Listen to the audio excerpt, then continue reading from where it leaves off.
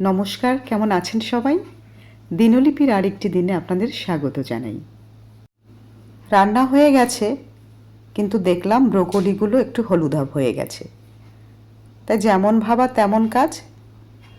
আমরা যারা সবসময় সংসারের কাজ নিয়ে ব্যস্ত থাকি, তাদের এরকম চটজলদি রান্না দু একটি করতে হয়। জিনিসগুলো অপচয় না করে ফেলে না দিয়ে ব্রোকলিগুলোকে আমি টুকরো করে কেটে নিয়েছি। আর ফ্রিজে ছিল গাজর, তা 3-4টে গাজরও বেশ বড় সাইজের করে কেটে নিয়েছি। আর ছিল একটুখানি ক্যাপসিকাম। তা আমি ব্রোকলি আর গাজরটিকে একটু উষ্ণ গরম জলে নুন দিয়ে একটু ভাপিয়ে নেব, মানে অর্ধেকেরও কম সিদ্ধ করতে হবে। আর এদিকে রেডি করে নিয়েছি পেঁয়াজ কুচি, রসুন কুচি, আদা কুচি। এবার ঝুড়িতে জল ঝরানোর আগে আমি ঠান্ডা জলে ব্রোকলি আর গাজরটিকে ডুবিয়ে রেখেছি, যাতে রঙটি বজায় থাকে এবং গরমে বেশি গলে না যায়, ফুলগুলো যেন গোটা গোটা থাকে। আর ওই যে একটি ক্যাপসিকাম ছিল, ওটি ওর মধ্যে দিয়ে দিলাম। ঠান্ডা হতে থাক ওদিকে। আর এদিকে হচ্ছে আমি সাদা তেলে একটু বাটার দিয়ে দিলাম। আপনারা চাইলে পুরোটা বাটার দিয়ে করতে পারেন, আবার সাদা তেলে বাটারও দিতে পারেন।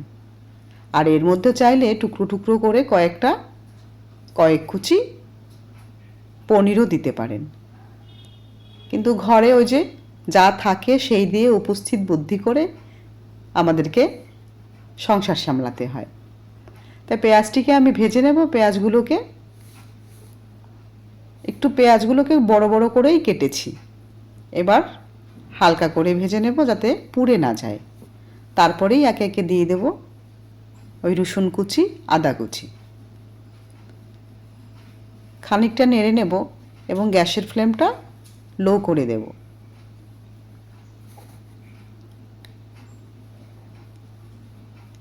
এবার একে একে দিয়ে দেব সবজিগুলো এবং আস্তে আস্তে নাড়তে হবে সবজিগুলো, যাতে ফুলগুলো ঝরে না যায়। আর ব্রোকলি রান্নার থেকে এইভাবে একদিন খেয়ে দেখবেন। এই রান্নাটি কিন্তু দারুণ হয়, স্বাস্থ্যসম্মত এবং সুস্বাদুও। হঠাৎ কি মনে পড়ল, 2-4টে মটরশুঁটিও দিয়ে দিলাম, ওই সবজি যতটা দেওয়া যায় আর কি। এবার আমি পরিমাণ মতো নুন দিয়ে দেব। আগে সিদ্ধর সময় দিয়েছি, এবার খানিকটা বুঝেই আপনাকে দিতে হবে। নুন দেওয়ার পর একে একে দিয়ে দেব আমি এবার বাকি মশলা। দিয়ে দেব সয়া সস। আর আলতো করে নাড়তে হবে। জল ঝরানোর জন্য খুব একটা জল বেরোবে না। আর তারপরে দিয়ে দেব একটু কস্তুরি মেথি, ফ্লেভারের জন্য, এটি না হলেও চলবে। দিয়ে দেব চিলি ফ্লেক্স। আর এই চিলি ফ্লেক্স কিন্তু বাজারে কেনা নয়, লঙ্কা ভেজে আমি মিক্সিতে ডাস্ট করে নিয়েছি। আর দিয়ে দেব সামান্য একটু চিনি। আপনারা যারা ডায়েটে থাকবেন তারা চাইলে একটু মধু ব্যবহার করতে পারেন। আর এই যে জল বেরিয়ে গেছে যেটুকু, সেটুকুর জন্য দিয়ে দেবো একটুখানি কর্নফ্লাওয়ার। তাতে জলটা আর বেশি বেরোবে না